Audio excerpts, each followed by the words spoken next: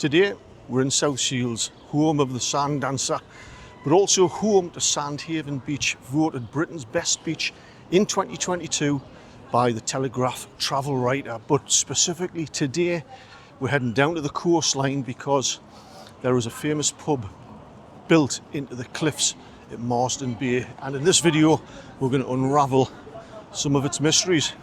It's coming up. So I've just got the metro to South Shields in the town centre, and I'm walking down to Sandhaven Beach, which is about half a mile away or so, and I'm currently on the famous Ocean Road, commonly referred to as Curry Mile, although it's not a mile, it's probably more, a quarter of a mile or just over.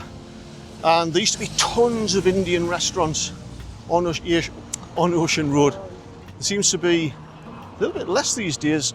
Nonetheless, whatever you fancy in terms of cuisine, there is food here, takeaways and restaurants from all over the world. And if you haven't been to Ocean Road in South Shields, you really need to come down, take a look. I have to admit, South Shields is probably one of my favourite places to visit in Tyneside. It just seems to have a bit of everything. Of course, you've got the town centre just back there, you know, with everything you'd expect, with a lively nightlife, or a retail centre obviously, but great for cycling and dog walks. You've got North Marine Park just on my left there, and just over here you have South Marine Park, an old Victorian park with the bandstand, a boating lake, a mini railway where, you know, families can really enjoy beautiful surroundings. Of course, South Shields as well is steeped in rich history. You've got an old Roman fort about half a mile over that way. I haven't got time to do that today, but you've got just in front of me Westovian Theatre, which is still operating obviously, and it has its own swimming pool, which seems to be very popular. And I don't know if you can see a little bit in the distance there, there's the coastline. The beachfront here at South Shields is basically split by a pier. On my left here you have Little Haven Beach, a huge beach. It curves right round to the mouth of the River Tyne. It's a beach where even dogs are allowed to go on in summer months. And here we are, this is the jewel in the crown of South Shields, Sandhaven Beach right behind me. Voted Britain's best beach 2022 by the Telegraph travel writer. Now, even if it isn't your favourite beach, you know, everybody's got their favourite beaches for different reasons, and that's absolutely fine, but you cannot deny how stunning this particular beach is. It's about a mile long and it's immaculate. There's regularly an army of council workers keeping the place tidy. It's getting constantly landscaped and looked after. On days like this, there's always families and kids and activities going on. There's even a surf school. Everything you would like to find on a beach that has a bit more vibe about it is here at South Shields. There's pubs and the cafes. It's got its own mini fun fair, which is surrounded by the types of food and drink outlets you would like to see at the beach and by a fun fair. The fish and chip restaurants. My personal favourite go-to is the Seaview Cafe. Of course, you've got the world famous Minchella ice cream facilities here at South Shields as well. Where I'm stood now is called Trow Rocks. I'm at the very beginning of what you call the Lees, and at the very southern tip of Sandhaven Beach. And you might have seen this gun before if you've either visited or heard about it. But what's this gun for? What's it all about? What's the history of it? Well, to help us explain, I'm going to turn to Jimmy. Thanks, Eddie. Contrary to popular belief, the gun wasn't used during World War II to fend off German attacks from the North Sea. This Victorian artillery gun that sits proudly on the headland at the south end of the beach at South Shields is known as the Trow Rock Disappearing Gun. The actual weapon we see today is a replica of the original and placed there in 1987. The original gun was installed around 1887 and was inspired from similar designs during the Crimean War of the mid-19th century by Captain C.S. Moncrieff of the Edinburgh Militia Artillery. During the Crimean War, 1854-56, he had observed the vulnerability of British gunners during counter-bombardment as they loaded their muzzle-loading guns. It is disappearing in the sense that its experimental mounting platform allowed it to be raised and lowered within the concrete gun pit to be reloaded. However, it was never actually used in action. This lowering of the gun provided protection to the gun and soldiers during reloading. The system, which appears to have been both hydraulic and pneumatic, was ultimately unsuccessful as it took 8 hours during testing for the gun to return to the firing position. It was discontinued at Trow Rock, with a new battery being constructed a short distance down the coast at Frenchman's Bay in 1903. No trace remains of that site, however.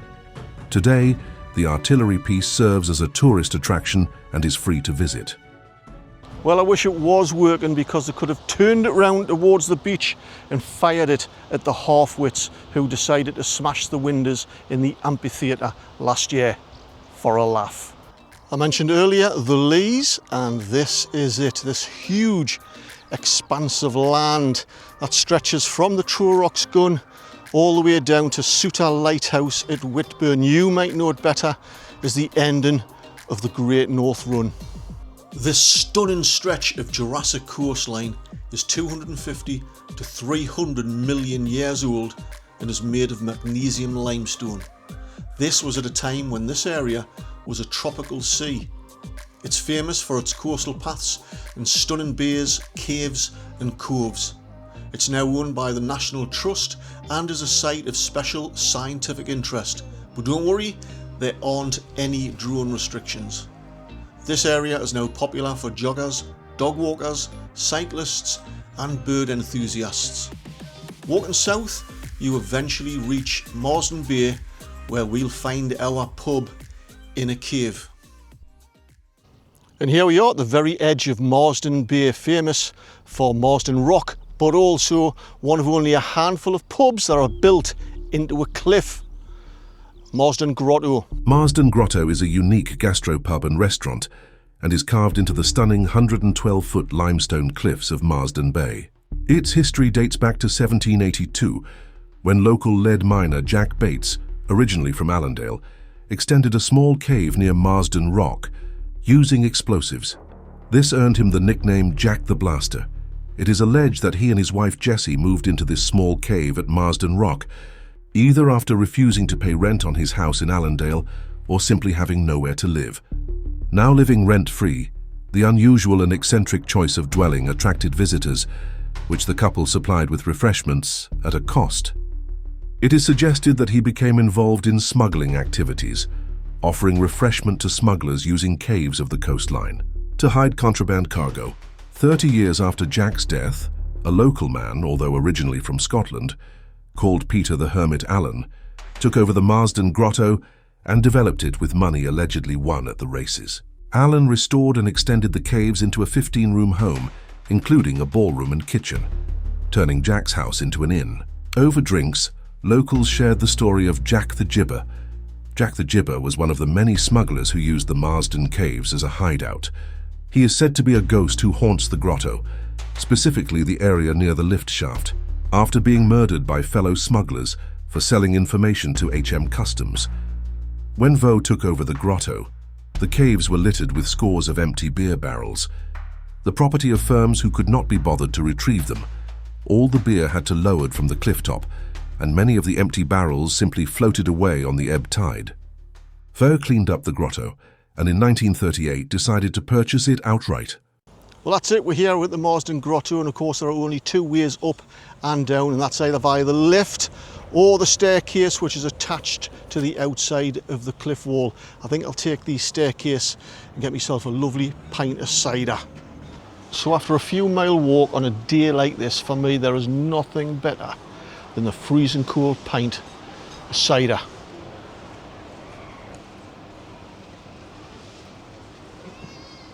Oh my word.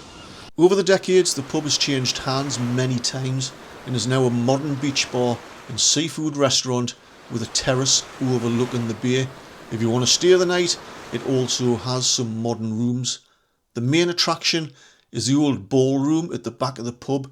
You enter it through arches carved from the rock and enter into a magnificent cave dining room with high vaulted ceilings. The pub now serves a selection of freshly made meals and is an ideal spot to relax and take in the stunning scenery. And so I've just ordered fish and chip 1. I don't know if you can see that. It looks absolutely spectacular. Not cheap, mind. £17.50 I think, but wow, it looks delicious. I've already nicked a couple of chips and they are delicious. And by the way, I'm not being sponsored by the pub at all. I've had to pay for this. See you shortly. Oh, I kid you not. That fish and chip sandwich was wrap was absolutely beautiful. Oh, lettuce, peppers, 2 big slabs of fish, chips, crushed avocado. Helen will be really impressed with that, with healthy food. Yeah, well worth it. Now, if you're coming down to Marsden Bay or the Marsden Grotto, you cannot leave without having a little explore of Marsden Rock, a shadow of its former self, but lots of interesting little nooks and crannies and little caves underneath. But it was about 20 years ago, a section of it collapsed because it was in 2 parts with a natural arch in it. And you can see all the birds. So it's a natural nesting place now for kittiwakes, which you've heard the name because there's a big colony at the Tyne Bridge as well, and other types of birds. I'm not a bird expert, but you need to come down here, especially as a family, if you've got kids as well. Have a little explore around the rock pools, get into the caves. I believe as well there used to be a staircase on the side of Marsden Rock where visitors could actually go to the top. It's not there now. That's me for today. I hope you found the video interesting. If you did, don't forget to give me a thumbs up, and of course, don't forget to subscribe. And right, it's about an hour's walk back to South Shields, and I'll catch you later.